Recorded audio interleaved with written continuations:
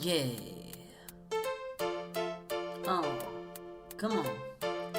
Let me ask you a question real quick. Do you ever want to live in a fantasy world where the most handsomest guy always ends up with a girl and he may have time traveled or been a secret prince, but no one in the story ever asks any questions? You can live on Park Ave with a salary from Mickey D's or walk from Denver all the way to New Orleans. But me, I prefer all the reality and the truth bombs drop from the crew at RTP. You got what we need. Cause these movies are a chore, but you keep us wanting more. RTP, you got what we need.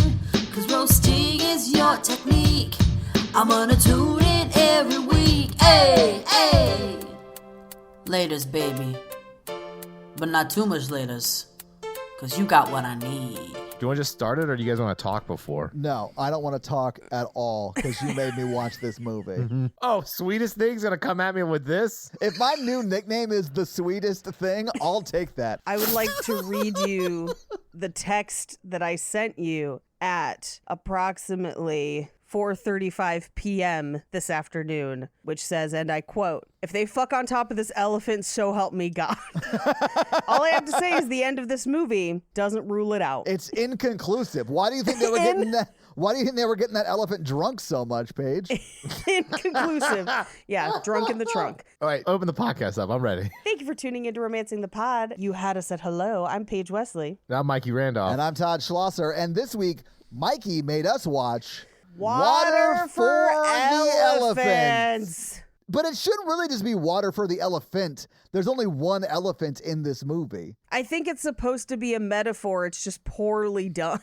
Yeah. What metaphor? Like, Water for the Elephants is not a euphemism or a colloquialism that I've ever heard. Yeah. But they say it earlier in the movie I where they're know. like, water for the elephants, and it's a bullshit. Like, there is no elephant. So I almost wondered if it was like the idea that everything is the sham. But then they have an elephant, so it's no longer like a euphemism, like they are getting water for that elephant, which he never does. Todd, this is a bad movie. I mean, yeah, it is a bad movie. I learned throughout the course of this movie that water for the elephants was really just alcohol for the elephants.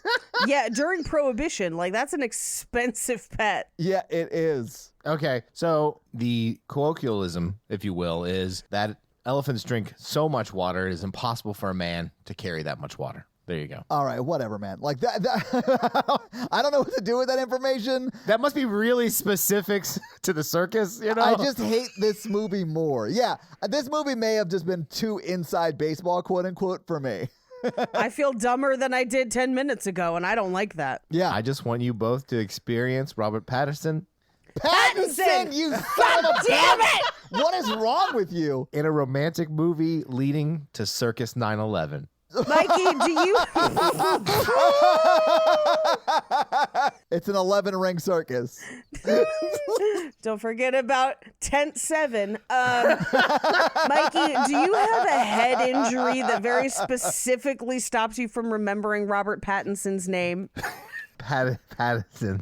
Pattinson. Like Pattinson. Paddington Bear, but Paddington. He is from so far south that his mouth can't say that word. That's the problem. I've only read that word. Pattinson. Pattinson. Pattinson. Pattinson. I don't know why we're taking the time to teach it to him when I know he's going to say it wrong throughout the course of this episode. Just fucking call him Edward. I don't care. I'm going to call him All right. Cullen. Okay. I'm going to call him Bob. That won't be confusing at all. So was this the first time we'd seen this movie before? Absolutely. I read the book in 2009 and saw the movie in 2011 or 2010, man. then 2011. Because at the time, my office was primarily female, which there's nothing wrong with that. No. But they all read the book. It was huge in the zeitgeist of culture at the time. Man, is the book nothing like the movie? Not really. I've heard a lot of people really like the book, and then the Yeah. movie was like universally hated. The book was real good. The movie's objectively terrible. Like, I hated this movie. I really like the book. I can't imagine if the movie's really close to what the book actually is, that the book is worth reading at all. No, here's what I think, Todd, because this movie is a lot like a lot of other movies in the late 90s and at the time that this was made. There was like a 10 to 15 year period where people would make these like historical but meandering movies where it's just like this happens, this happens, this happens, this happens, and there's no real sweeping arc, there's no real transformational story. It is just a list of events in order, and it's almost more of a look at how many costumes we found from this era. And there are a lot of movies like that, and some are better than others, and I feel like this is one of them, and it's just so boring. But as a book, I have a lot more patience for that because I'm sure the book had a lot more side stories, smaller stuff going on. So the book was mostly about him, Robert Pattinson. God damn it. Edward Cullen, yes. Edward Cullen, he was super depressed after his family died, and it's more about him like getting over like such huge loss. And then, like, also it was, like, historically accurate for, like, circuses at the time. Oh, yeah. And listen, Mikey, we all know the great circus wars of the 1930s. Like, my we God. all know those, like, benchmark moments. So we clearly knew what was going to happen, at least with the circuses throughout this movie. I think it's insane that it's like this historical epic about something that nobody knows anything about. Like, that should have just been made up. But the book was more about Depression-era America in the lens of a circus, and this guy's like coming of age and all that stuff. And the book, like his whole like depression thing is like the first third of the book. The movie like does that for like 10 seconds, and it's like, okay, he's on the train and he's forgot about his parents being dead. Well, I feel like this movie spends a solid, first of all, so this is a 2-hour movie. Oh, man. Billed as a love story, of which the love story takes up 25 minutes. Because for an hour and 40 some odd minutes, this movie is just, look how much circus stuff we got. Here's a circus word. Learn these circus words. Here's how things works in the circus. Don't we love the circus? And it's like, no, I'm worried about all of these animals. Yeah. Circuses are terrible, which is largely why they've gone out of business. The book was mostly about him and the relationships with the people he met, and then like the movie seems to like done the opposite, which is like it's about the setting and all of the dialogue and stuff. Cut all that shit, make it a montage. It's bad. This movie does not need to be 2 hours. Nothing happens in this movie. No, this should be a 30-minute movie about a douche breaking up a marriage. Or a married couple trying to find a third and things going awry. Because they have multiple dinners with him where he's just sitting there and they're just like licking each other's faces and they're just like, oh, you're still here? Want to join? No, there's one point where he's like, do you want me to go home? And they're like, no. If that is not a sign that like we want you to double team my wife and or I'm super into cuck play or whatever, like that is a huge signal. I would have left immediately at that point. I will say the main dude, what's his name? Brutus or whatever? Christoph Brutus? Waltz. August is his character's name. August, yeah. He didn't kill Caesar. If he would have, something interesting would have happened in this movie. I will say that he did beat an elephant to death and murdered like 40 people throughout the course of the film. What? He didn't beat an elephant to death. That elephant lived to murder him. That elephant got revenge. Yeah. Some elephants learn how to paint. This one learned how to murder. Oh, that's something else. So in the book, this like circus disaster is like the second deadliest disaster. Like 63 people died that day in the Big Top or whatever. I have listing of the most tragic disaster that they actually mentioned in this film. So I have like records, but I would just like to say that it was his own damn fault because much like 9/11, elephants never forget. Yeah, absolutely.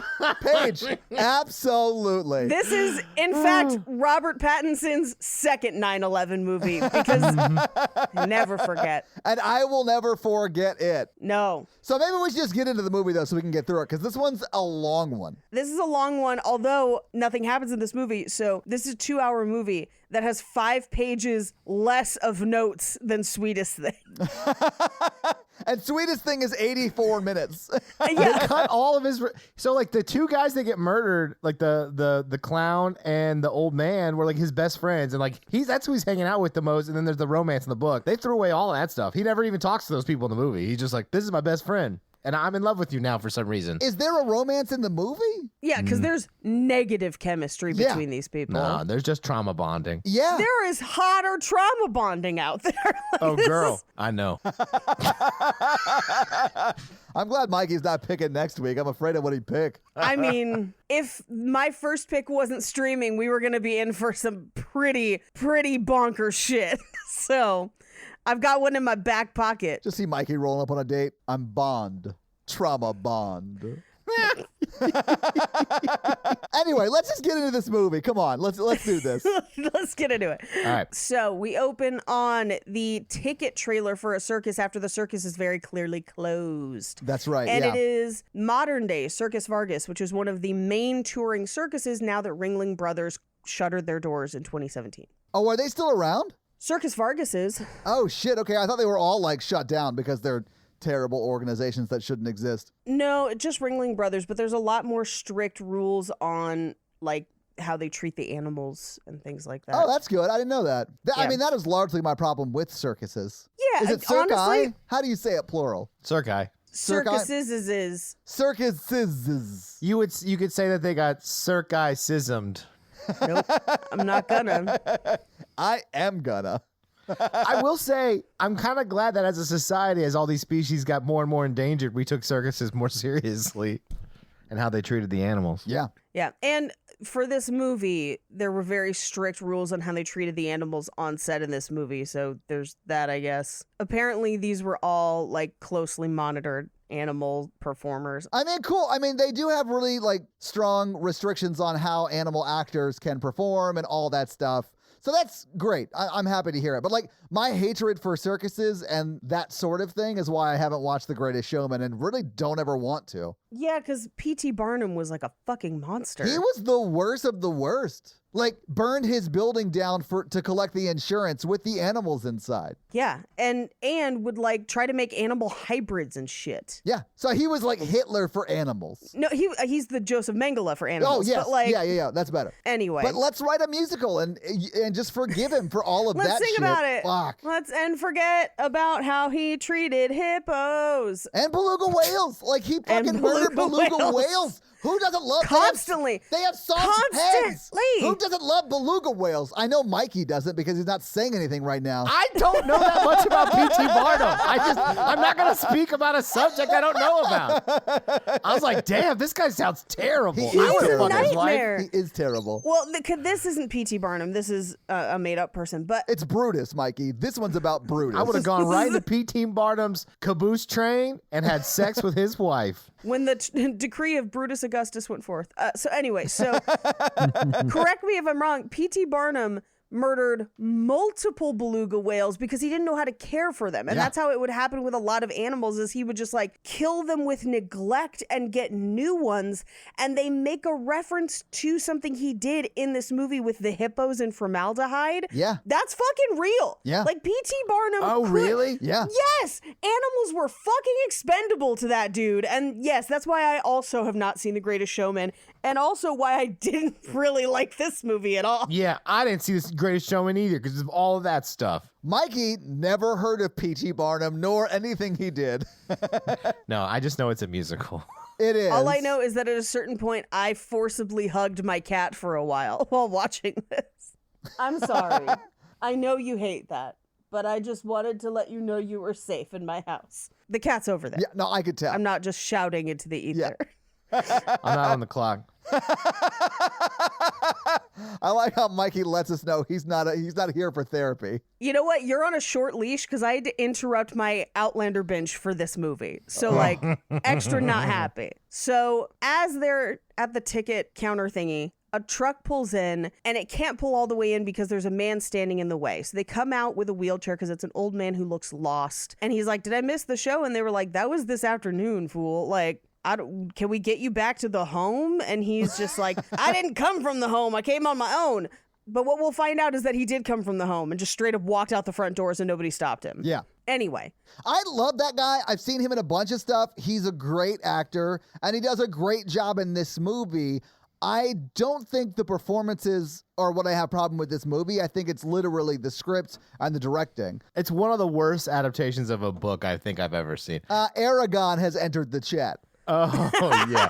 But that book is also terrible and just a ripoff of Star Wars with dragons. I honestly haven't read it. My brother and I went to go see Aragon because he liked the book, and he leaned over halfway through and was like, "I'm sorry, this is nothing like the book, but it's fucking terrible." No, I just remember this bombed because it was supposed to be like the big thing, like the big romance thing. And then I think it bombed because of word of mouth.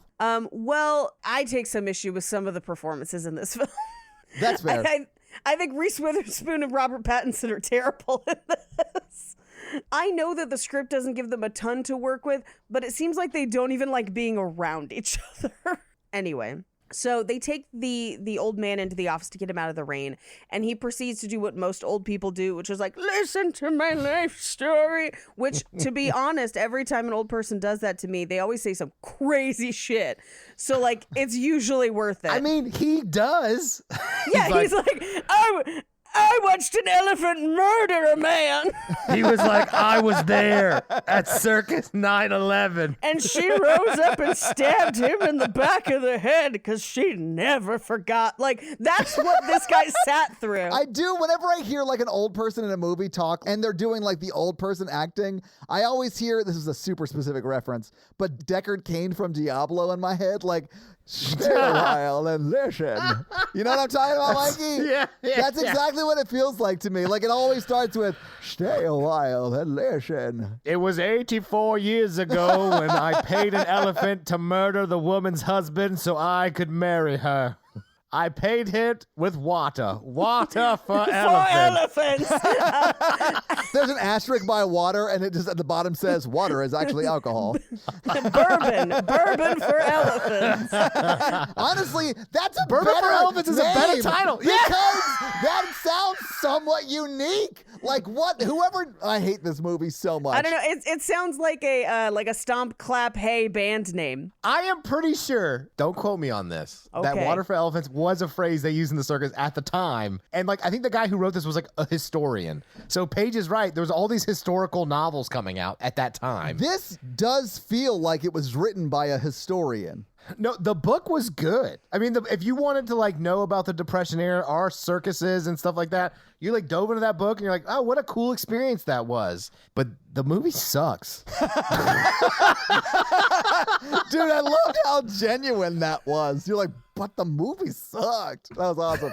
But let's just power through this movie. Come on. So while he's sitting in the office and they're trying to find the number for the home, he starts to look at all of kind of their circus memorabilia on the wall. Because apparently the guy running this edition of Circus Vargas is like, I am a circus historian and I know about all of the circus things. Even though I'm only in this movie for like 2 seconds. I think they call it a circus historian. A circus historian. He has it all in his 3-ring binder.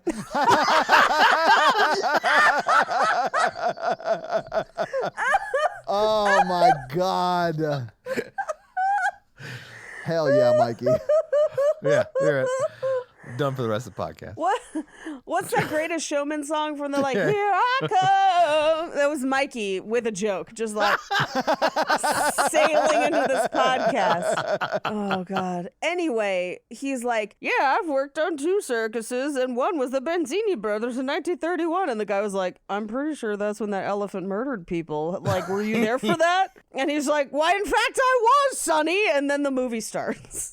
Yeah, I think because the movie doesn't really touch on this, but I think in the book they're like, oh, that's like one of the deadliest circus disasters in the history of the. He says it in the movie too. But you don't see anybody die in the scene, which I think is super disappointing. I think in the book there was a fire. There's like bodies everywhere. So the book is probably referencing there are 2 real life disasters. The second one is the one he references in this scene where 2 trains collide. And Wait, then 2 circus trains collided? yeah, I'll talk about it in fun facts because I've got some wild circus fun facts. There's like But lions yes. and tigers and bears, oh my, all over the tracks. Like, that's insane. I know. And very sad. It's yes, so there was sad. definitely bodies lying all over those grounds. Oh, Mikey. I picked this movie just to do circus puns, and I know that's not the right reason to pick movies, but I couldn't help it. It's no 3-ring binder, but it's pretty good. So he also talks about like, my kids forgot to visit me. My kid is 71. And it's like, so that means you're like 90 at least, probably? Yeah. Oh, I assumed he was like 95. Yeah. So, I mean, he doesn't look that old, but Because he was in college. He left college. Yeah. He then worked at a circus for a year. So, like, he's probably 23 by the time they, like, start having kids. right? I do love how Yeah. he accuses his son of not being all together. And I'm like, dude, you're older than he is. Also, you wandered out of a home. Do you need medication? Like, where's an ambulance? Like, I don't think he wandered out. I think he left because Paige, he's going home. In the book he was like, fuck this place, I'm out. yeah, but also he's 95. And so, like, Yeah, he said he'd rather die at the circus. It's a whole thing in the book, but I don't think he is. It is very rare for someone to be that age and that high functioning. I guess it happens, but I feel like he should have partnered with that elephant for some sort of murder-suicide pact. yeah, full notebook, a three ring three-ring notebook. notebook. 3-ring notebook.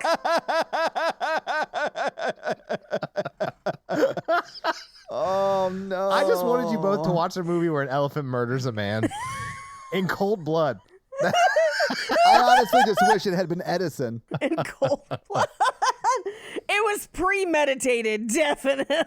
Like, I'm pretty sure the language they speak is Polish, and there's a whole thing It in the is book Polish, about how yeah. he knows all that, and I forgot it, but Because it's his family is Polish. They talk about it in the movie. No, he means the elephant. How does the elephant speak Polish? His previous trainer was probably Polish. We Yeah. met his previous trainer. That dude was from Chicago. And also True Blood and the Tudors. I was just like, James Frain is in this? And then he literally like walks in one frame and out the other, and then he's Yep. no longer in this movie. But he is like the 5th person billed in the credits. It is bonkers. Oh man. Anyway, okay. So he's like, here's my life story. I was at Cornell. I was about to take my final exam. Loving Polish veterinary family, but then both of his parents die in a car accident. I did love. I have to stop you. I'm so sorry because like the way he finds out his parents die is he's about to start his finals Yeah, his finals. at like this veterinary school, right, at Cornell. Right. Which okay, but the people come in and they're like, "We have some bad news for you, there, Edward. Both your parents have died in the first car accident." on Earth. Look, school counseling was a very young field at that point, and they didn't understand timing.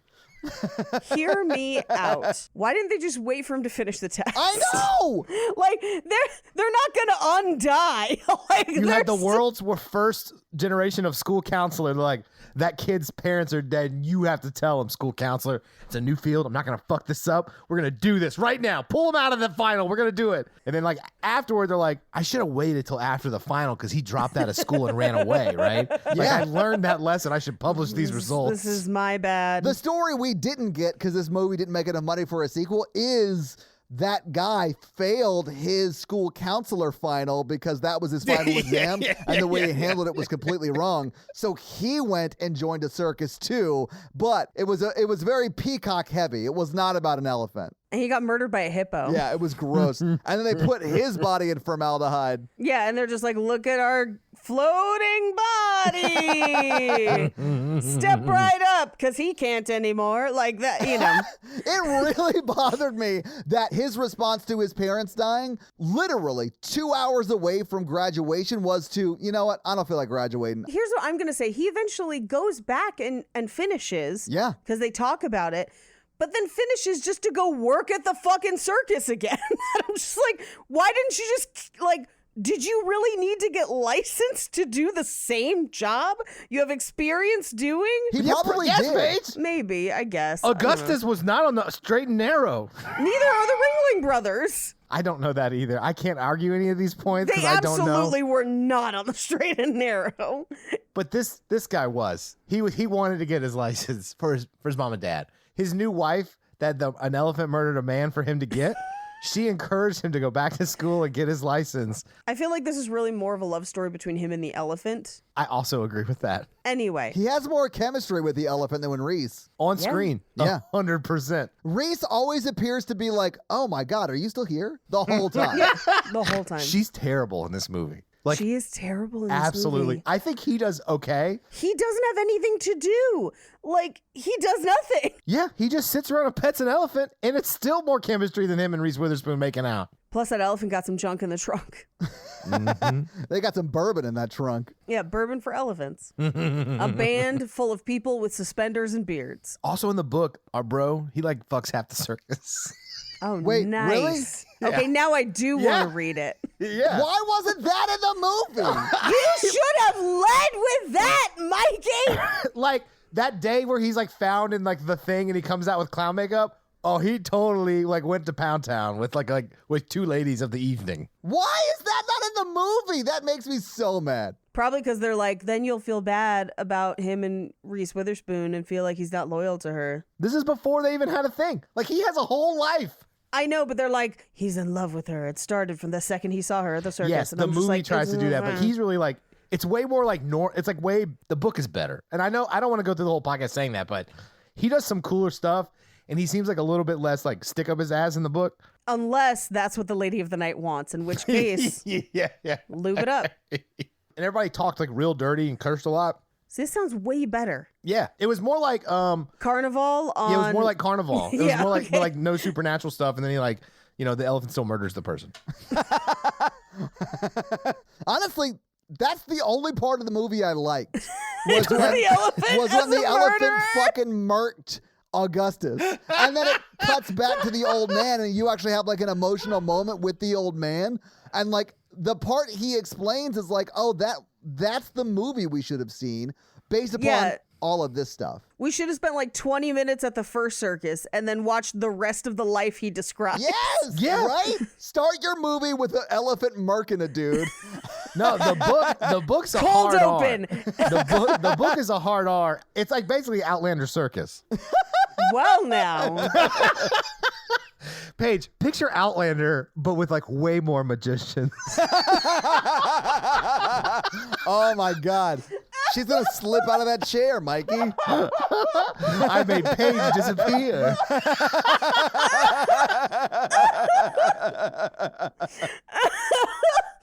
There's already a fair amount of magicians in Outlander. or AKA witches, I guess.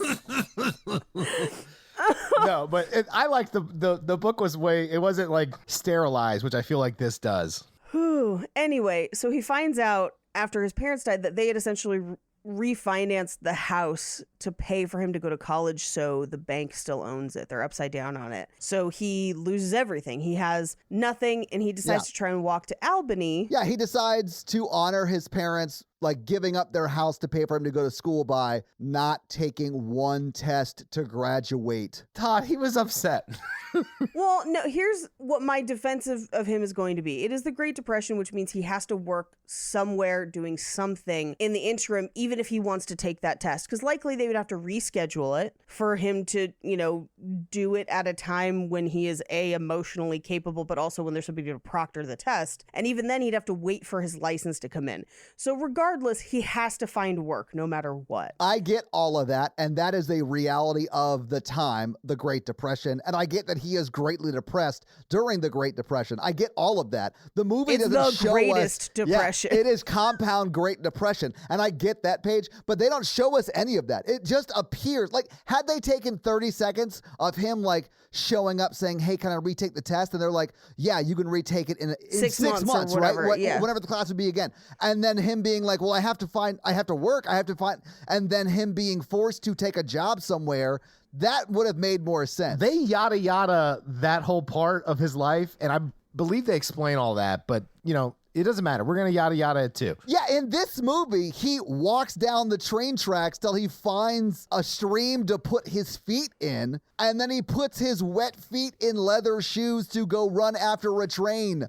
That is And gross. then leaves his entire suitcase of everything he has in this world Yeah. behind Yeah. to jump on that train. I was like, just throw the suitcase in the train, Right? man. You're Have jumping you never on jumped it. a train before? Paige, have you ever jumped on a train before? No, I've just listened to a lot of episodes of criminals who have. And that's the final truth. So Anyway, but that's what happens right now, and it's bonkers, and I hated it. Yeah. Now, the one thing I will say is during the whole section where they're trying to tell him that his parents have died and he's like figuring out what he's going to do, he's very sweaty for some reason and his skin just kind of glistens. And so in my note, I just have, "This is the skin of a killer, Bella." It should have been, "This is the skin of an elephant, Rosie." Regardless, he makes it onto the train. He immediately gets grabbed by a group of what we at first assumed to potentially be hobos and yeggs on a train. It's Camel, though. It is Camel. We will find that out the next morning, yes. A person whose voice must have been so terrible because all of his lines are 80 yards. Are 80 yards. Every one of them. Thank you. Yeah. I couldn't figure out if it was like just me or if there was like a delay on my TV I watching it. did not notice that, but No. It drove me nuts. All of his lines are 80 yards. They may be his voice, but they were recorded after the fact because they hated his performance on the day. Yeah, and clearly so, which is real strange. Yeah. Anyway, so they do let him sleep that night, and they're basically like, "Hey, if you're willing to work, we'll give you some work tomorrow.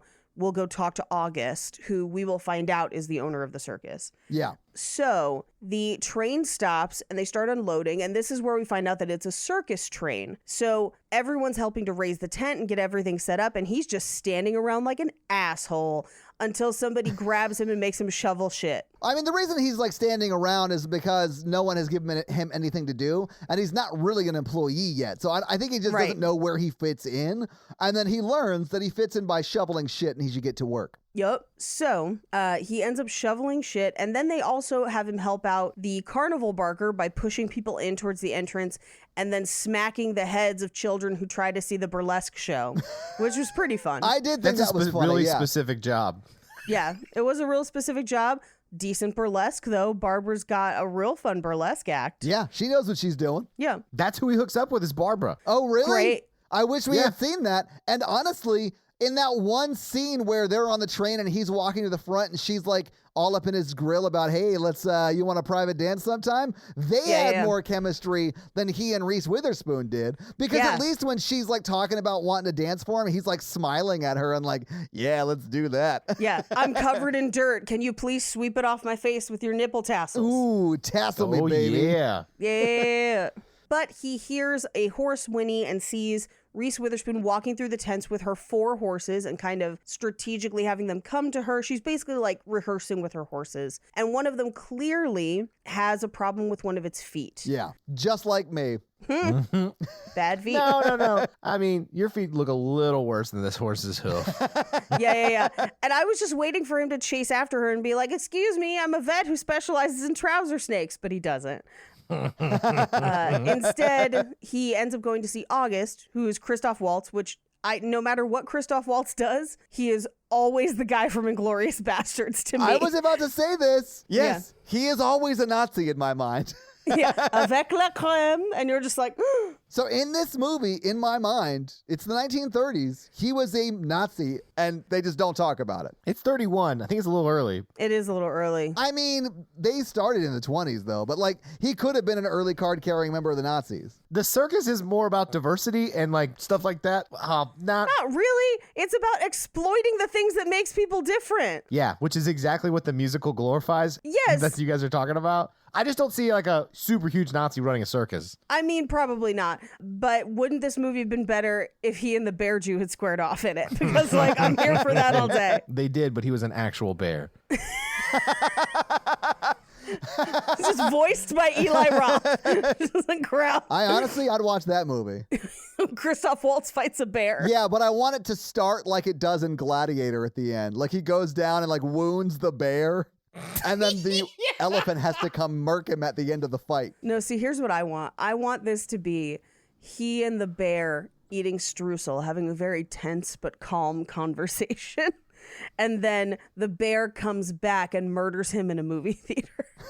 So we get like a montage of the circus show, and he's like, "It's beautiful," and I'm like, "It looks pretty dirty, but okay."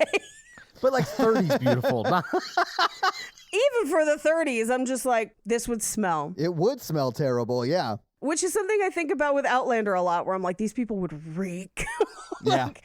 Anyway, so They move on to the next town, and he talks to Christoph Waltz for a little bit, and he kind of interrupts almost like a cocktail / poker game that Christoph Waltz is having with kind of his like thuggy dudes, where he's got like a group of rapscallions that throw people off the train, and he kind of has to prove himself to them, and they're about to let him off at the next stop, but then he tells them that he is a vet. Now, in order to get to that meeting is where he kind of crosses through the train with all the burlesque dancers clawing at him and the clowns putting makeup on him. Yeah. But it's all of it's there to just like, ooh, circus. Like this whole movie. Paige, I demand you talk like that the rest of the show. Holy shit, that was amazing. I got you a circus, the whole tent. I do love that Camel sort of explains the pecking order as he's walking through the train of like the animals are here, performers are here, physical oddities are here. Like he's like putting everyone in their place. But at the same time, you never use that information again, like ever. No, it doesn't matter. I bet that was one of those things that that was like one of Camel's big lines in the book, and they didn't want to take it away from him, so they like still gave it to him, but they took away why that was important in the book because it's not really important here. Yeah, well, in the book, it's a day-to-day look at what the circus is like. I mean, like, he worked in it, and he slept with other people in different cars. Like, he would go from, like, the different cars had different... It's way better. Does he like make notches in his bedpost for each car? She references it where he wouldn't, like they won't go into certain cars, like he wouldn't go into a performer car, but then they do anyway. And so it just doesn't, the whole list doesn't mean anything. Because you have to walk through every car to get to the front. Yeah. Well, and I was just like, for a hot second, I was like, damn, I wish this was Snowpiercer right now. Snowpiercer is a terrible movie, though.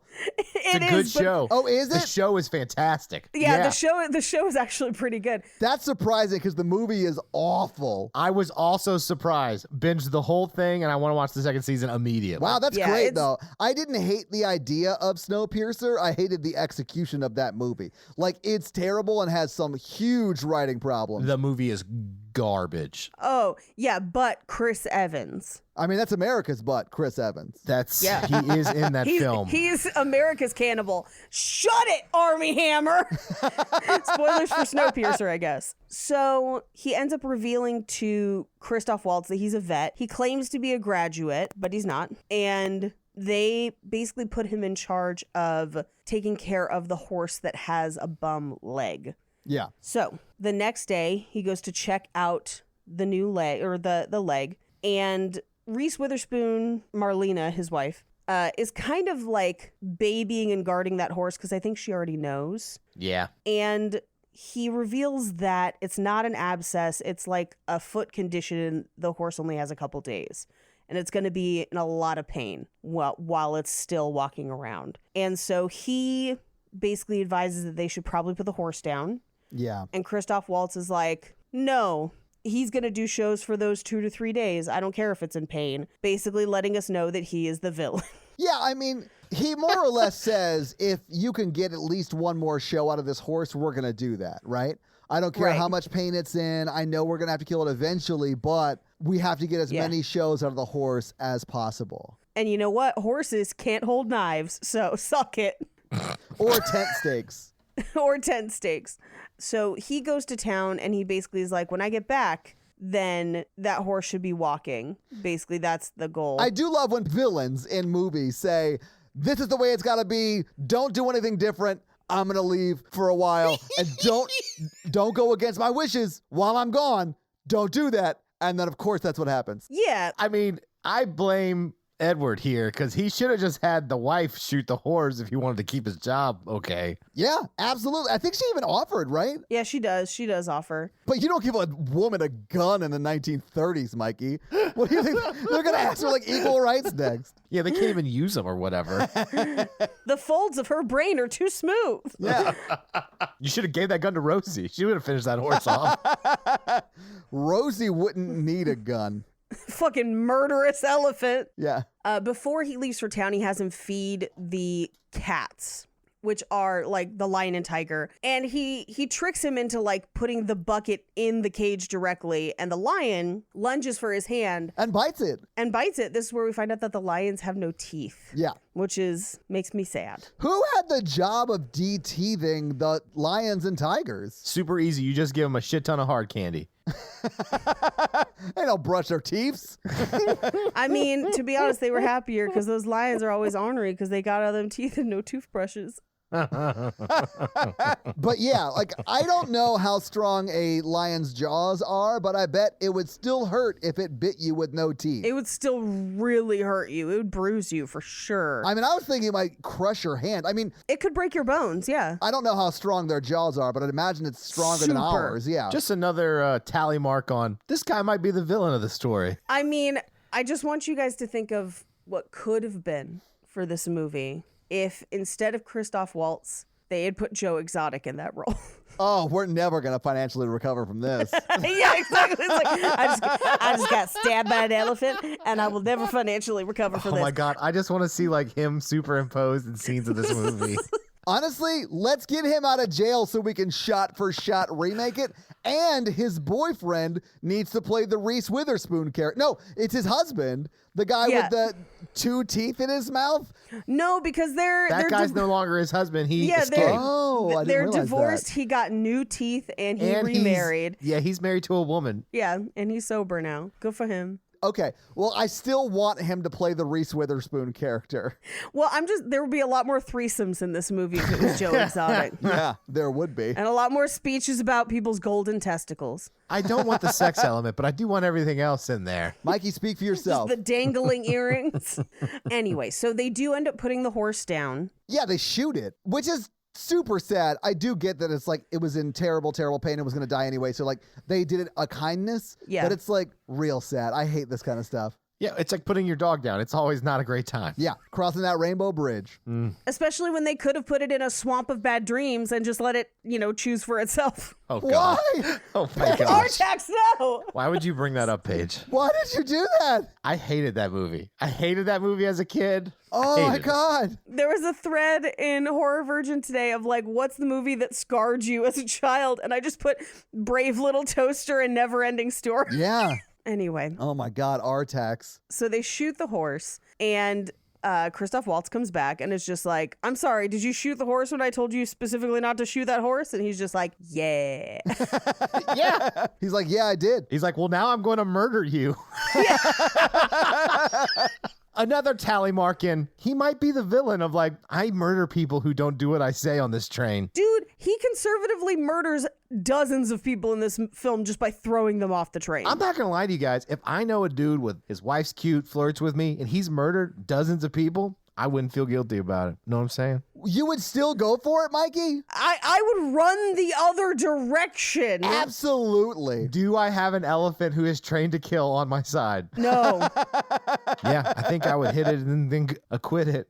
Hit it and acquit it? What are you in a court of law? Yeah, because these guys going to get murdered. Anyway, they do let him stay because he agrees that having a wounded horse could have potentially endangered his wife. And also now they have meat for the cats. Yeah. But they do have to cancel a few different shows until they come upon a broken down circus in Goshen. So apparently what we find out is that sometimes circuses would just break down and the guy running the circus would just cut and run and leave everything there. But they're all along that same train track because that's how they travel.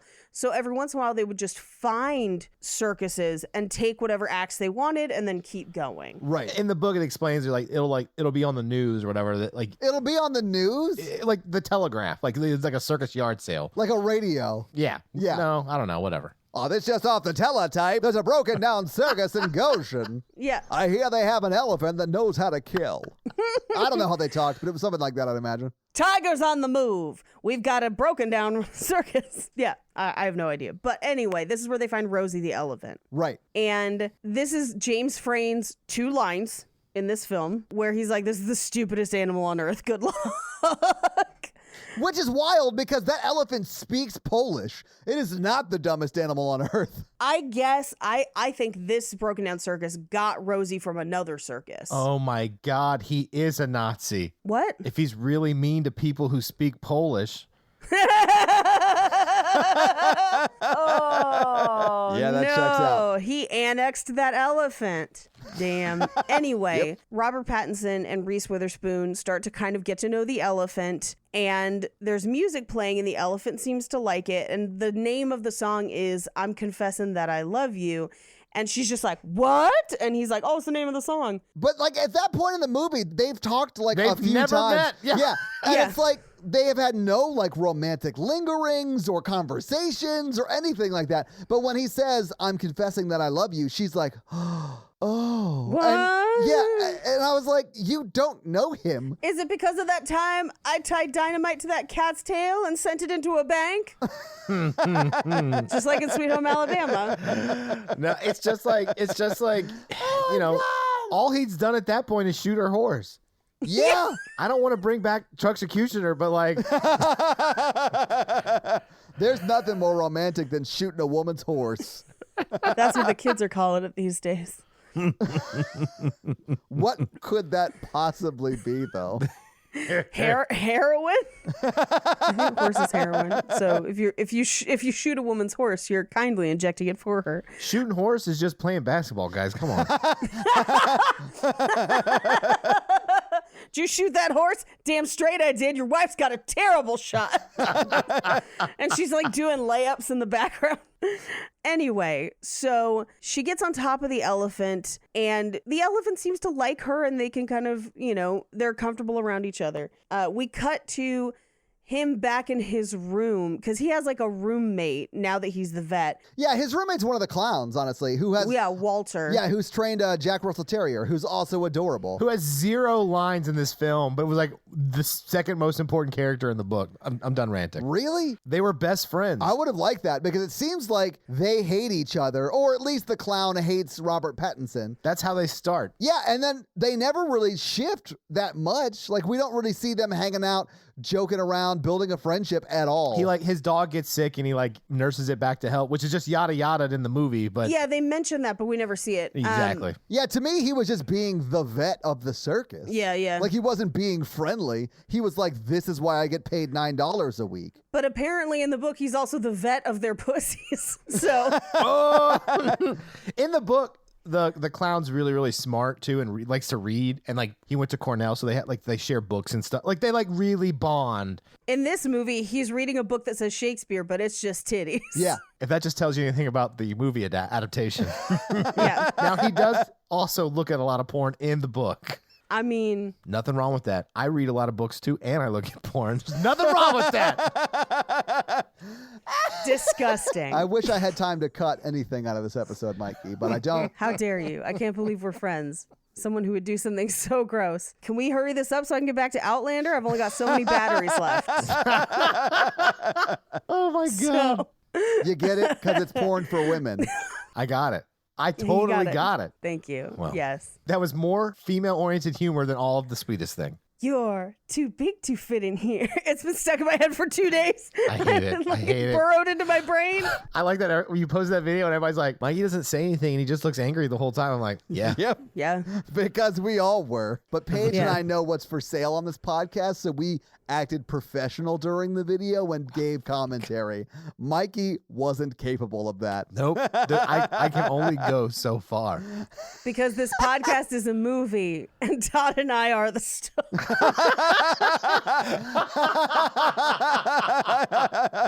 Oh, God. Anyway. Ugh, it's like food poisoning. It was still lingering nausea. I honestly haven't shit right since we watched it.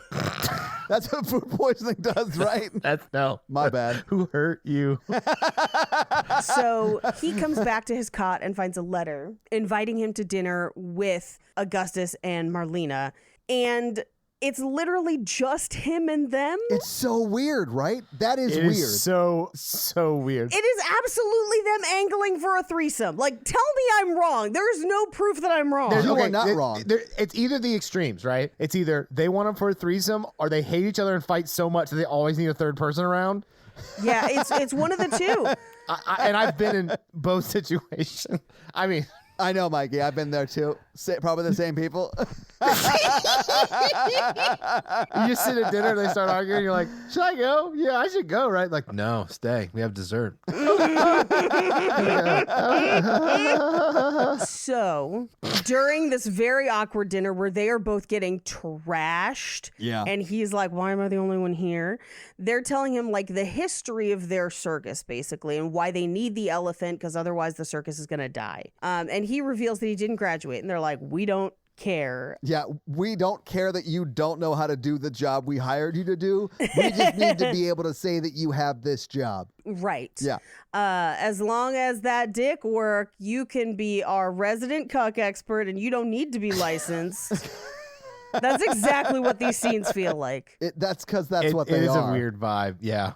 We've been sitting here across the train and just wanted to know if you were doing anything later.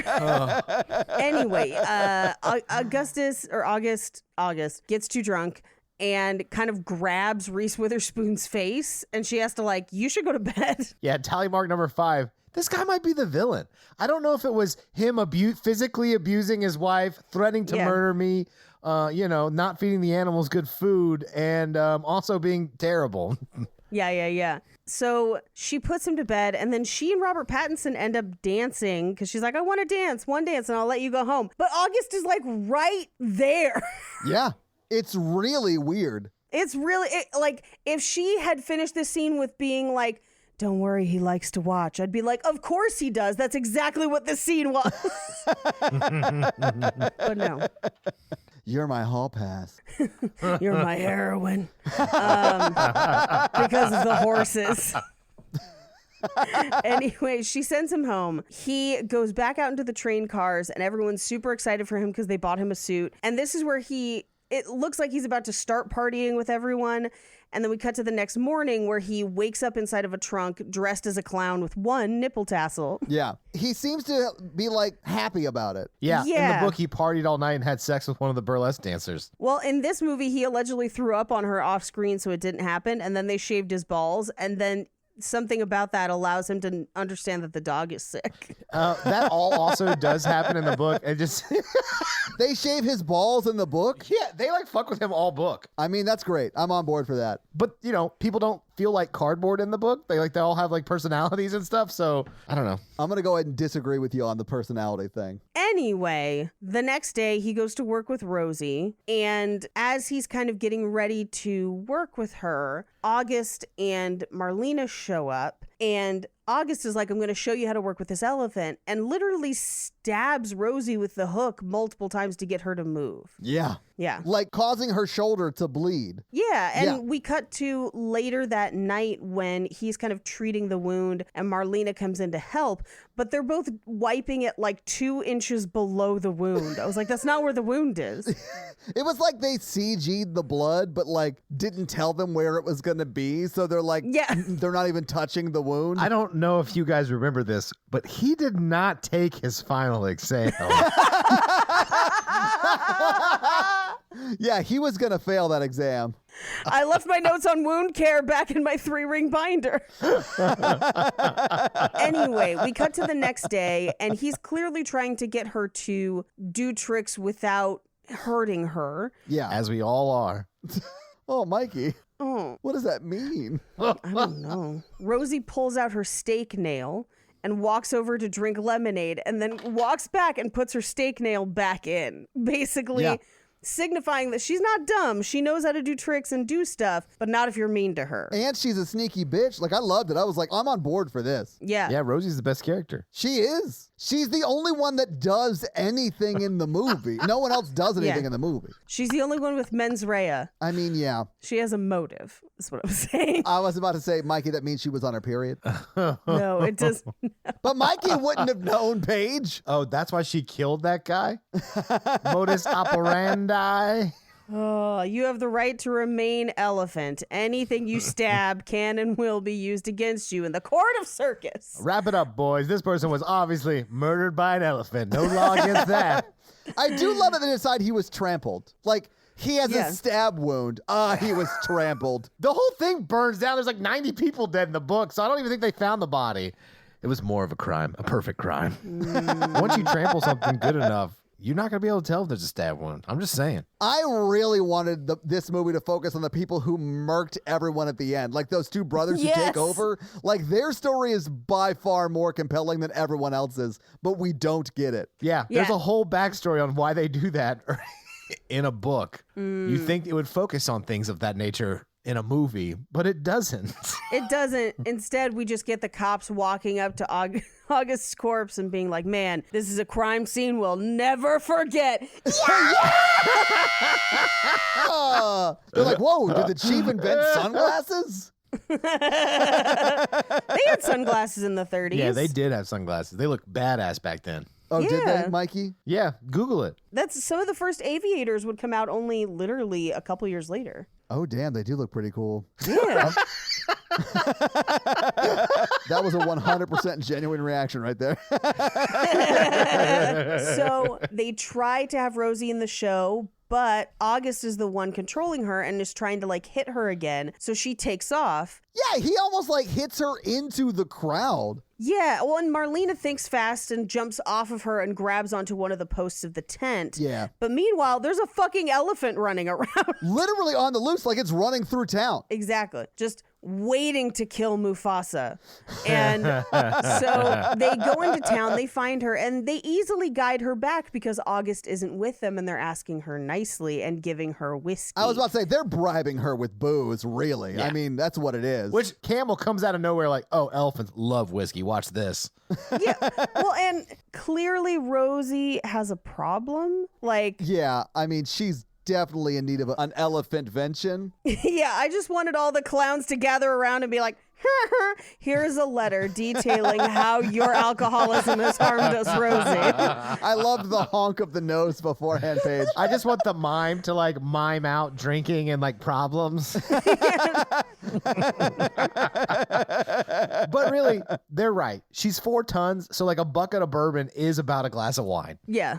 Anyway, they bring her back, but August is fucking furious and tries to beat her to death. Like, really, really hurts her. And once he kind of leaves, Marlena won't talk to him. And then Robert Pattinson's character grabs that elephant poker because this is the elephant poker of a killer, Bella, and is like gonna go kill him. But he seems to be sad about it. He's like, I'm so sorry I lost my temper and almost killed that elephant. Yeah. I actually sort of like that moment because, like, there are times, like, when you sort of lose your cool and you do something you, like, feel bad about. And then I remembered, like, from 10 minutes ago when he tried to kill Robert Pattinson, like, I was like, oh, why are they doing, like, he's already been established as a horrible dude. Why are they doing this? I think he's faking it. I don't think he's sincerely sorry. I agree. But this is where Robert Pattinson is able to get a bunch of whiskey to pour into a bucket to give to that elephant. Well, he gets it from August. Yeah, he takes his whiskey. Yeah, well, August offers it because he's, like, trying to show that he feels bad about it. So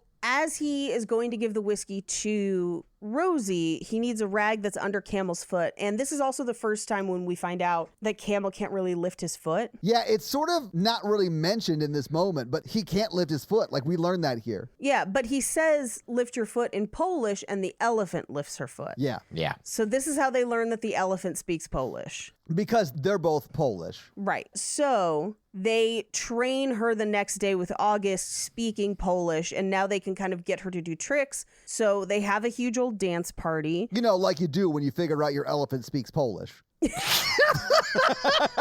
The time that comes in all of our lives. When we find out that our elephant speaks Polish. When we find out that our elephant tries to open screen doors on submarines. That's when we toast. Oh, God, Paige. How many elephants does it take to replace a light bulb? How many? Oh, I have no idea. I was hoping you could tell me. Anyway, they get champagne, or August goes off to get more champagne. Yeah. Meanwhile, Marlena and Robert Pattinson end up dancing, and she kind of tells him that she's unhappy and that their life is always kind of cyclical of like trying to find the new big thing to bring people in, and you know, attractions don't last forever, and it's kind of a not a great existence. And she went from being essentially in foster care because she was found on a bus, just like Roxy Andrews, and then placed in the foster system. Right. When she said attractions don't last forever, I thought she was referring to her attraction to Christoph Waltz's character. No, I felt that she was more describing the cycle of abuse that was going on in the. Well, I think it's Yeah. more just like even though things are good right now, this is not permanent. None of this is permanent. Yeah. Well, and things are good right now because they're actually making money and stuff like that. But whenever Christoph Waltz is under any bit of stress, he seems to be very abusive. Yeah, very violent. And, Yeah. you know, maybe one day they're all eating elephant meat. Either way, Yeah. they go to dance on the dance floor. We get a montage of them dancing, but no sooner have they finished their first dance that there is a raid and there's a stampede to leave the club. Yeah. So people are getting trampled, but he drags Marlena kind of off into an alley where they end up kissing and then they separate and she runs home and then he makes his own way back so that they don't arrive back together. Right. I mean, at this point, but all but says in these scenes, it kind of rushes it. Like, but she's like, "Hey, I'm being physically abused, and I hate this. I wish I could get out of this marriage." And he's like, "Kiss me." Yeah. I sort of hated this though, Yeah. because she should just leave him. She should not involve someone else in her marriage problems. I don't know that she has the ability to leave Yeah, he easily. murders people. Yeah. He murders people.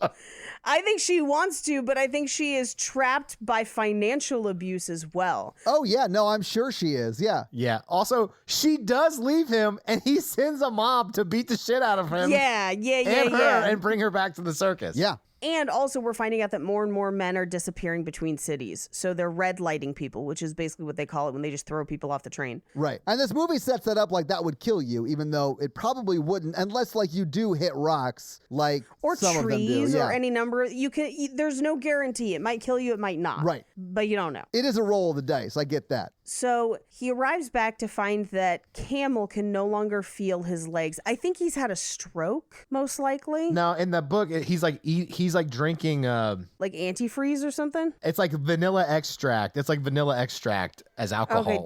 Well, because he's doing it to get rid of the tremors, right? Yeah, it's like some sort of cooking chemical that makes you feel drunk, and then treats the withdrawal. But it's also very bad for you. Okay. So he can't move his legs and he'll be paralyzed within a week. But they know that he has a son in a city where they're performing in the next 3 weeks. So they just kind of have to hide him until then.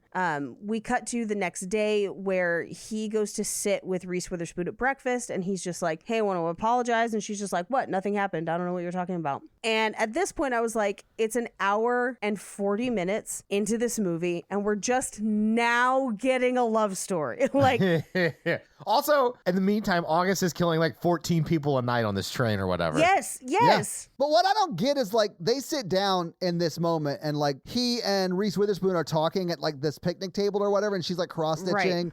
And then August comes up and he's like, "Hey, totally fucked my wife last night." Not quite, because he's like, "Hey, how did you get home?" Or he's like testing the waters. He's like, "I took the ferry." Smart. But doesn't he, after he says that, they like talk about how he. Not yet. That's not for like 2 more scenes. No, he does. No, at it the picnic is. table. It's in this scene. Well, he says if anyone were to touch her, there'd be hell to pay. But that's it. That's where he leaves No, it. before that, he's like, "I reclaimed my marriage bed. Yep. It's great." Oh, there's that. Yeah, that he's like, "We fucked last night." Yeah. Yeah. And then like Robert Pattinson's like, "Oh, this is weird. There's people around. Like, I don't know if I want to like deal with this." He's like, "It's natural. Let me tell you all about fucking my wife." You should join us. We've invited you for dinner a number of times.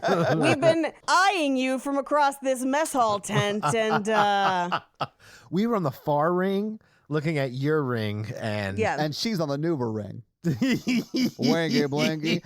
Yeah. I don't know. I felt like, because the way they shoot this scene, you're like seeing Robert Pattinson, like he's very uncomfortable with the fact that he's learning that this wife had sex with her husband. And I was like, well, After I mean, kissing him, yeah. yeah. And I'm like, but what do you expect, man? Like they're married. Yeah. Anybody would be uncomfortable. You don't have to kiss the wife to feel uncomfortable. It's as comfortable, I feel, as when a couple tells me they sit me down to dinner and they're like, "We're trying for a baby," which is like, "Oh, he's telling me I'm coming inside this woman nightly," and like that's a weird concept to throw across the table. You know, like It is if weird. anybody sits down at my lunch and they're like, "I fucked my wife last night, who's sitting right here, didn't we, baby? In bed, we had the sex." I'll be like, We had the sex. Remind me if we ever decide to try for a baby to do that to you, but then finish it up with like, we're trying for a baby. Do you know how that works? It's like, we're not sure if we're doing it right.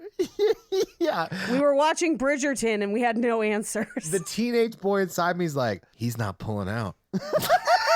Mikey, you're ridiculous, although I'm the same way. He's got to do what the Duke do. Yo, girl, what that Duke do? What that Duke do? I felt so bad for that girl not knowing where babies came from. That's like I such a know. huge plot point. Let's not get That's into it. Bridgerton. We got to save that for the, I guess, RTP Patreon that we're going to come up with. Something? I don't know. Oh, dear God. I don't know if I have that in me like other people have semen inside them when they're trying for babies. I don't know if I have that bonus episode inside me.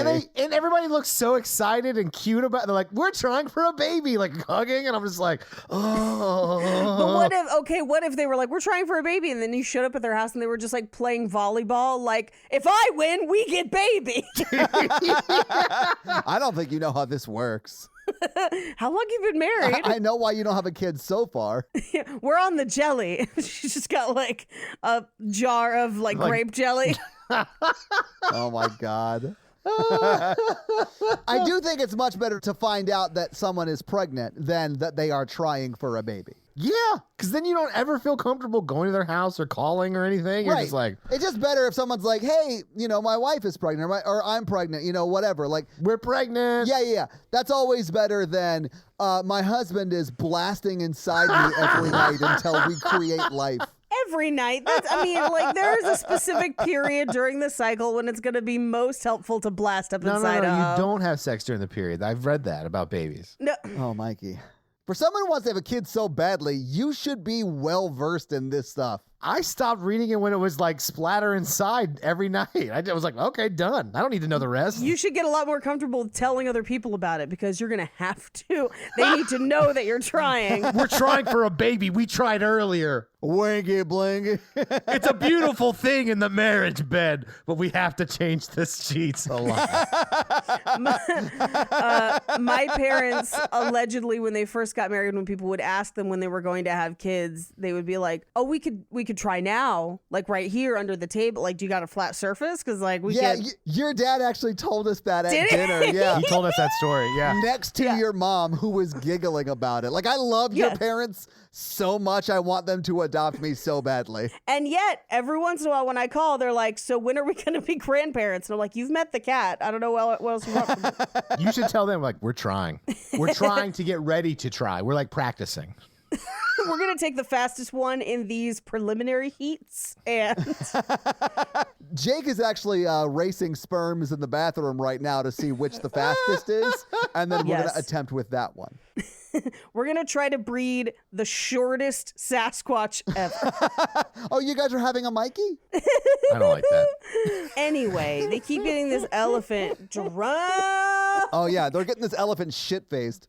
So we get like a montage of more awkward threesome dinners and like him kind of watching her and training the elephant and the show. I just don't understand why you would go to dinner with someone whose wife you kissed. Yeah. Let me tell you,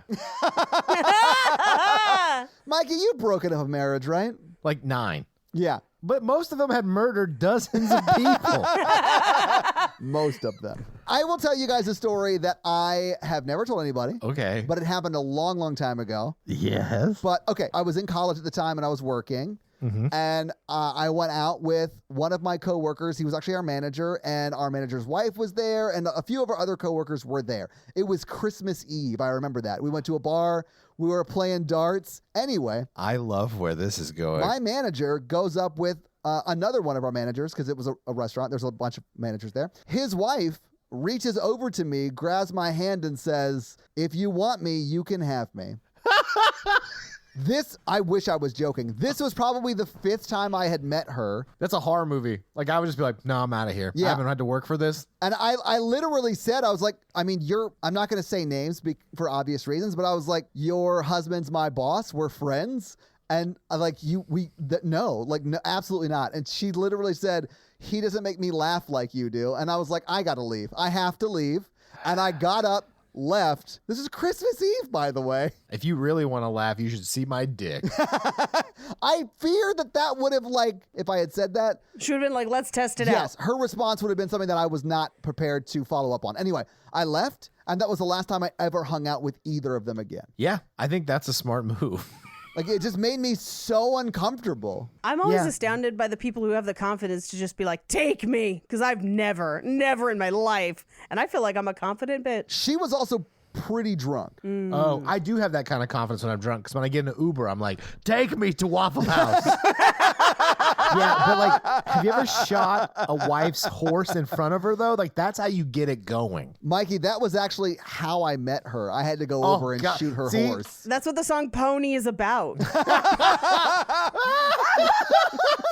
Your horse, I shot it right in its head bone. Yeah. Head bone? Yeah, it's got bones in its head. It used to. Not anymore. So they like baptize him in the circus where like the clowns pie him and they First off, what kind of dicks wait till he literally saves the whole circus and then he's like, I guess we'll make you one of our own.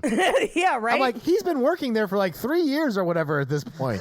No, it's definitely a matter of weeks because it's all in 1931. Oh, yeah. It was at most a year. It was probably much, much less than that. But still, I mean, he's been there a while. They do officially baptize him into the family, which is like that seltzer water shit they're spraying on him and like throwing pies in his face. And this is like where Christoph Waltz's character realizes that they have a romantic relationship because she like whispers something in his ear, something about training. She kisses him. Well, everyone is kissing him. She kisses him on the cheek and says, we should train. Bring Rosie to my tent. Yeah, so bring Rosie to my tent or whatever. And Christoph Waltz is like, I bet he's fucking my wife, which he's not. Like, they have not had sex yet. They barely like each other, this movie would seem. Like, I don't think, they just have zero chemistry. And maybe it's because... I'm pretty sure it's because of the actors and the lack of scenes together. Yeah, I was like, there's not much in this movie where they're even in the same scene. Yeah, for a movie that's so long, the fact that they have no, like, love story is insane to me. Yeah, well, and so he goes to bring the elephant to her tent. She's clearly setting up for something with August. August shows up and is just like, dance for me. Let me see your infidelity, basically. I mean, he's like, I came up with a great idea for a new skit or whatever, and he, like, makes them dance or whatever. Yeah. And it's See, like, I would have been like, look, I got to poop. I chained this elephant up. I've really got to go take a shit now. I have to go.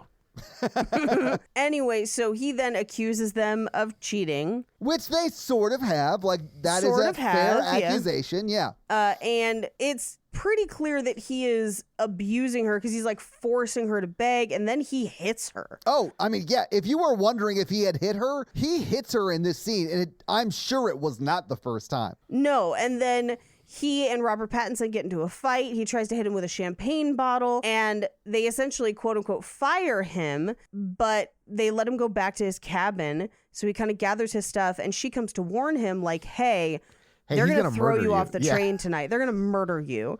So you got to go. And he convinces her to jump off the train with him. They get to a hotel where there is negative chemistry between them. I don't think I have ever been this bored during a sex scene before, ever, in a It's movie real ever. weird. It's terrible. Yeah, like they have zero chemistry, and it is palpable how much they do not want to be having sex. Yeah, it's real rough. And he lays out his plan of like, okay, I'm going to go back to school. I'm going to take my tests. We're going to go to Ringling Brothers and we'll be in that circus and it'll be great. And literally as he's telling her the plan, like August's goons break in and beat the shit out of him and take her back to the train. Yeah. So he, with his face all fucked up, walks along the tracks, sees the train ahead. Yeah, he catches up to the train walking behind it. Well, I Yeah. think he was going to go to the next stop because they were going to stop and perform for a day or two anyway. Yeah, well, and the train gets stopped because there's like branches and logs on the tracks. Yeah. So like that's what's delayed the train. But so he gets on and he's looking for Walter and Camel, but they got thrown off the train the night before. Yeah, and they died. They just straight up are dead. But I mean, we have no emotional attachment to those characters because we don't really see Yeah. them very much in the movie. Like, And neither does Robert Pattinson. Yeah. oh, Mikey, look at you. Oh my God. He is capable of growth, ladies. Oh, they died, whatever. Moving on to the plot. So he goes to their bedroom where Marlena and August are asleep, and he can't go through with killing him. So at the very next day, he finds out that Grady and one of the other guys are, Grady and Wade. Can I stop you real quick? In the scene where he's about to kill August, where August and Reese Witherspoon are sleeping and he's about to go slit his throat, does it look like Reese Witherspoon is like, do it, kill him? No, she shakes her head no. She shakes her head no, but then she pauses, and for a Right? second I thought she was going to then shake her head yes. Me too. Yeah. I don't think she would have been mad. Yeah. I mean, I think she would have been mad because she would have been covered in blood. I think she would have been okay with the outcome, though. I mean, he murdered like 4 people that day. I mean, like, the man's just murdering people. Plus, she's already talked to the elephant about murder. She's like, you don't have to do this. Rosie's game. Yeah. So, but she reveals that Wade and Grady found Walter and Camel's bodies. They did not make it. But Wade and Grady are now going to try and take August down, but I don't know how. Who are characters you know nothing about at this point. So you're just like, who's Wayne and Grady? That was the first time I had heard their names. Absolutely. They got introduced in the very beginning, and then we do not see them again until this. And so they make plans to meet after the spec, which is where they kind of show off what the circus is going to be. It's not like the full circus show. Yeah, it's like the audience is there, and they're just like parading around the elements of the show before the shows begin. Right. Yeah. So he's about to go watch the spec, and as he does, I got the impression that he was leaving, Paige, because he does No, that's tell true. her, You're right. go to the spec, meet me after the spec, because he won't know Right, until right. the second show that you're missing. It'll give us time to Right. get out of town. So he's just walking out, and that's when he hears like the shit hit the fan. the carnage, because Yeah. what we find out is that they've just let the lions and tigers loose Oh, my. in the crowd. Oh my. Which they don't have teeth, so they wouldn't have killed that many people. But I think in the book, there's a fire, and the tent collapses on fire and kills a shit ton of people. Well, because the book, clearly that accident is based on a real accident that happened to Ringling Brothers. So Oh, yeah? I'll talk about it in fun facts. Oh, I can't anyway, wait. Okay. So everyone's taking off. There's a stampede, and Marlena's stuck on top of the elephant, and he runs and gets in a fight with August. She falls down off the elephant and stabs him with the elephant hook, and then he ends up trying to strangle her in the same way he does in Inglourious Bastards, like literally shot for shot the same. Yeah. I did love that, though, because August is on top of Robert, like punching him in the face, and she takes that elephant poker and like hits him right in the ribs. Well, right where he hit the elephant. Yeah, Yeah. like Yeah. hard. I love that. I was like, yeah, Reese is finally doing something great. And then he does start choking the shit out of her, like you said. And I forget the guy's name, but like the evil henchman is like beating the shit Yeah. out of Pattinson, right? Yeah, well, and so, but as he's choking Marlena, it literally goes, there's a shot sequence in Inglourious Bastards where it's like her face strangling and then her feet struggling and then Yes. they kind of slow. It does the same shot sequence in this movie. Like, it literally steals it. But regardless, Rosie the elephant takes out her stake and stabs him in the back of the head Yeah. with it. Yeah, she trunks him to death. She trunks him to death, which means Marlena survives.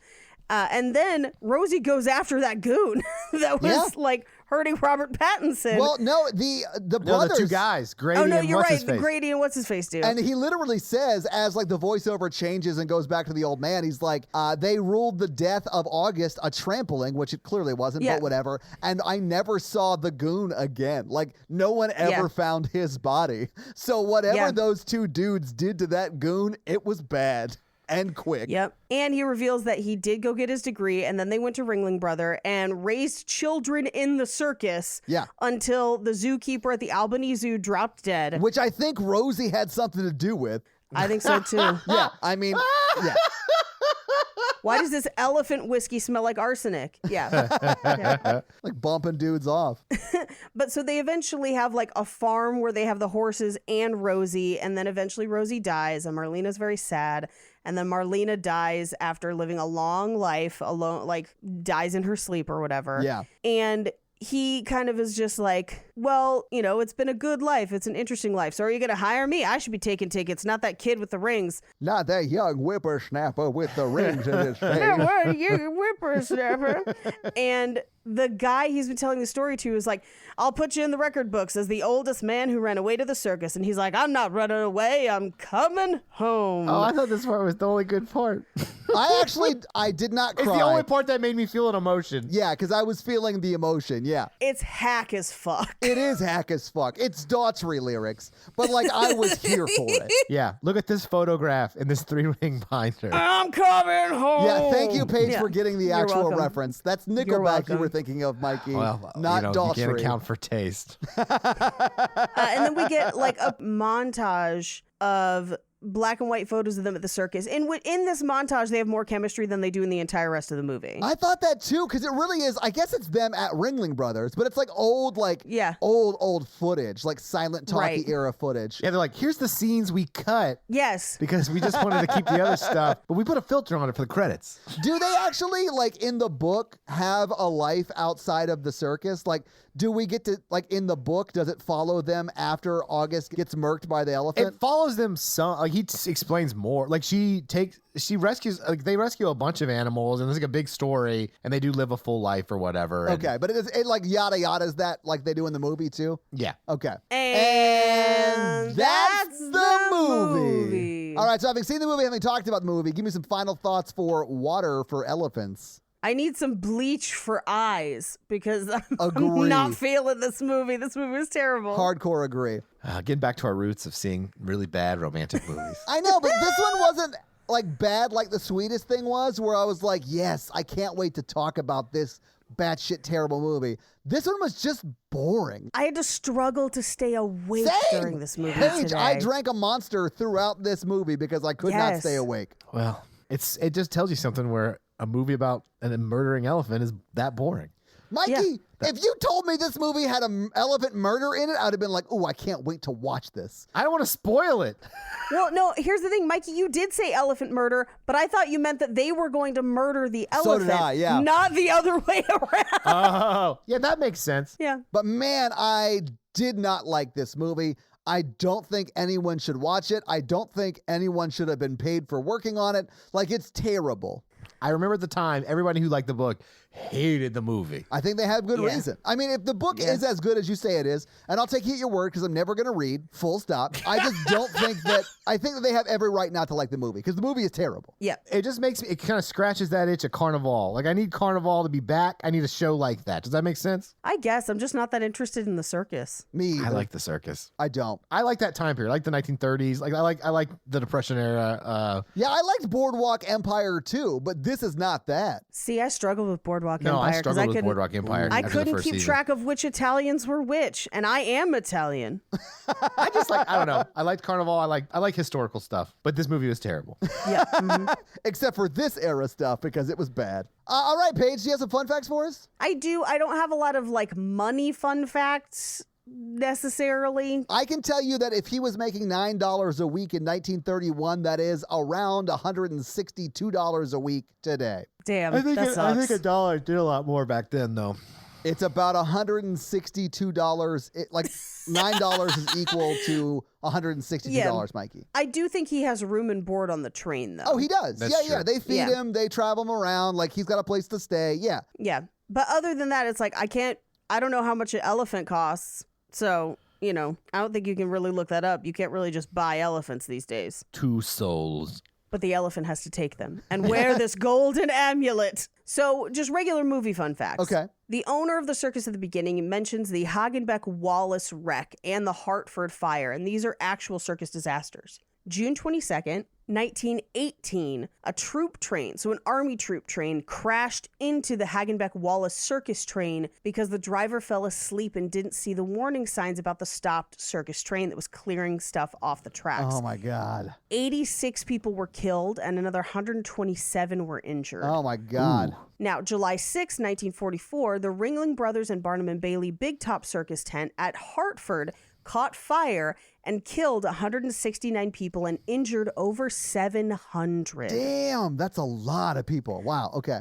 Yeah, so I think that's probably what the one in the book is based on. Hal Holbrook, who plays the old man, had recently been widowed in real life when he filmed those scenes. Oh, that's why his acting's the best acting. It is, man. Yeah. And he's great in almost everything I've seen him in. Like, he's a very good actor. I mean, in everything I've seen him in, he's been an old man actor, but he crushes that role. Yeah. So if you thought that there was not chemistry between Reese Witherspoon and Robert Pattinson, you're not wrong.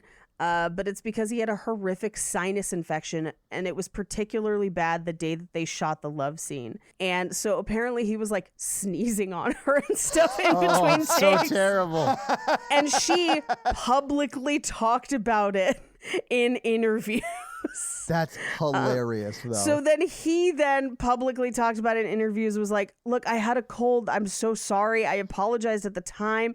It was a horrible sinus infection. There was nothing I could do about it. We had to stay on time or whatever. Yeah. But yeah, so they did not necessarily get along on set. That's amazing. And it shows. Yeah, they are not into each other in this movie. Nope. Almost all of the circus wagon carts that appeared in this movie are original circus wagon carts from Ringling Brothers. They are actually part of the Circus World Museum in Wisconsin. That's awesome. Yeah, and so they would transport them to California for filming and then transport them back when they were done. That's so cool. Yeah. In a deleted scene of the movie Vanity Fair in 2004, Reese Witherspoon actually played Robert Pattinson's mother. Ugh. And in this movie, they play lovers because they are that far apart in age. Yeah, they're 10 years apart. I looked it up because I was like, Reese looks about 10 years older. And she is. Yep. Do you want to know who else was potentially up for this role? Yes, I do. A lot of famous people, I believe. Yeah, so Channing Tatum, Anthony Fitzgerald, Andrew Garfield, and Emile Hirsch all auditioned for the role that Robert Pattinson eventually got. They all wanted it? I figured they would have turned it down. No, this was huge back then. This was huge because the book had been huge. I know, but you have to be able to read the script, right? Like, they have to have read the script. I guess, but there's a part of me that's like, I feel like Emile Hirsch could have done a better job. Emile Hirsch could have done a better job. Yeah, he may not have been sick on that day. Yeah, I don't know. Originally, Sean Penn was cast as August, but then dropped out, I'm assuming after receiving the script. Yeah. Scarlett Johansson turned down the role of Marlena, so Good. she knows a bad thing when she sees it. And this received an A- for cinema score. But more importantly, this movie has something in common with it. Like, all of the really, really, really bad movies that we've done have a specific The thing in Blacklist. common. This on the blacklist. This was featured on the 2009 Blacklist, which, to be honest, given our track record for Blacklist at this point, I'm starting to not trust the Blacklist. Well, all of them were from that 2008-2009 writer's strike time period. Yeah, 2007 to 2009 has been all of the ones that have ended up on the show that have been bad have been on the Blacklist for those 2 years. I love the Blacklist. There's been so many great scripts that I've read or like heard from there because they had a podcast for a long time called The Blacklist. Yeah. And they actually would do like table reads of these scripts that won but hadn't been made. And it was so great. It is, but a bunch of those don't get made. And the ones that do get made from the Blacklist is shit like this. I know. Like, this is bonkers that this got made. It has to have gotten made because of the strength of the book. Like, Absolutely. Yeah, everybody read the book. yeah, but the movie's terrible. Yeah. But those are our fun facts. Well, awesome. Let's talk about the box office. So what do you think the production budget for Water for Elephants was in 2011? This was expensive. I think this movie was expensive as shit. Okay, so give me some figures. What do you guys think? I'm going to say 60. All right. Oh, 60 Paige, mil. we were on the same page. I'm gonna say 60 as well. The production budget was $38 million. Oh wow. It looks good It for does. 38. I think it looks good for 38. They should have spent a few million extra on a better script, but that's fine. This movie came out April 22nd, 2011, and was number 3 in the box office that week. It was beat by Rio, was number 1. Medea's Big Happy Family was number 2. Of course, Water for Elephants was number 3. Hop was number 4. And Scream 4 was number 5 that week. Ooh. What do you think Water for Elephants made in its first weekend out? 16 million. Okay. Hallelujah. I cannot tell you how happy I am that Medea beat this movie. Yeah, honestly, Paige, Medea and this both came out that week, and Medea won. We're going to pop a cap in this elephant's ass. So I bet this made 10 million its opening week. Mikey is way closer at $16.8 million. Mikey, I believe you said $16 million. Yeah, I did. Medea made $25 million, Paige. Yeah. So what do you think Water for Elephants went on to make domestically? I'm always low at this. I'm gonna say 60 million. Okay.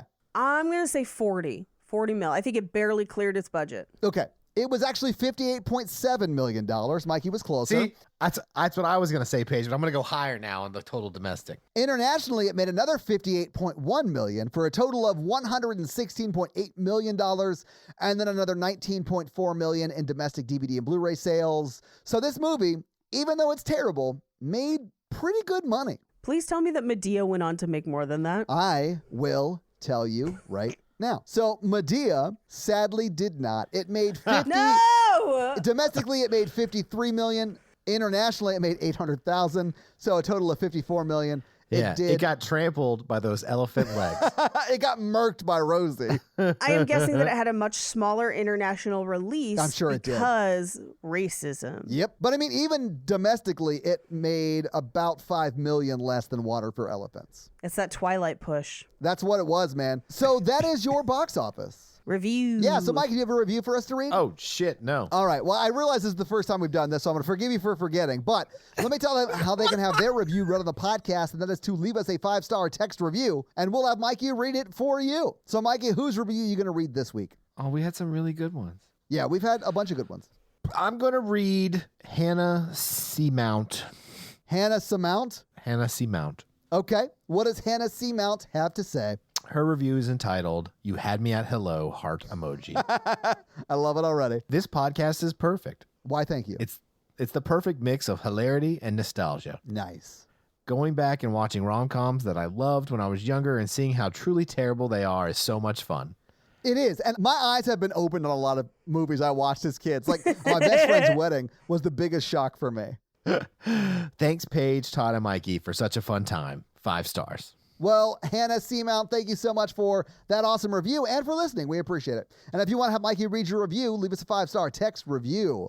So this week, Mikey, you had us watch Water for Elephants. Paige, what are you making us watch next week? So I know this movie is one of Mikey's favorites, but he hadn't chosen it yet up until this point, and I have actually never seen it. Okay. You've never seen this? I have never seen this, so we are doing Earth Girls Are Easy. It's one of Jeff Goldblum's best films. I did it because after Vibes, people were posting about it. I was like, I watched the trailer and I was like, hold on. I'm sorry. This is a movie. And so I'm very excited. I believe it's got Gina, what's-her-face, right? I don't know. I'll find out though. Famous redheaded actress. Gina Davis is in it? Yeah, Gina Davis and Jeff Goldblum, I've never believe. seen it either. So I'm Okay, here's a preview. They come to Earth and they're fully hairy, cats. like yeah, and then they shave them and then they look like Jeff Goldblum. What? But like Thickums Jeff Goldblum from the end of Vibes. I love Yeah. Thickums Jeff Goldblum from the end of Vibes. So this is going to be amazing. All right. So your homework is to shave yourself like a cat and watch Earth Girls Are Easy. Yay! I like my cats hairless.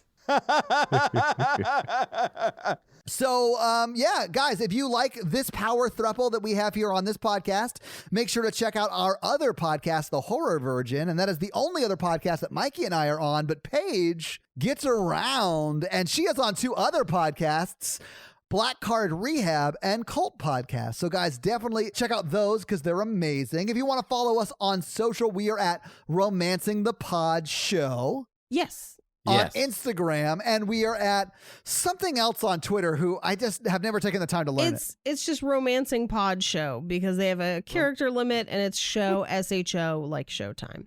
So guys, check that out as well. And if you want to follow us all individually, Paige is at Rampage Wesley everywhere, including TikTok, except for Twitter, where she is at Paige Wesley.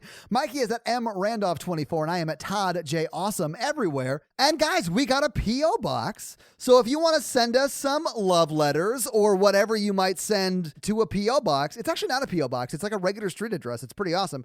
It's 6688 Nolensville Road, number 108-34, Brentwood, Tennessee 37027. So send us some stuff. Yeah. That's going to be it for us, you guys. I'm Paige. I'm Mikey. And I'm Todd. And you complete us. To completion. Toodle pip. My body is a movie and your penis is the star. I love how defeated you said that. Bye! Hairless All right. cat Jeff Goldblum nerds.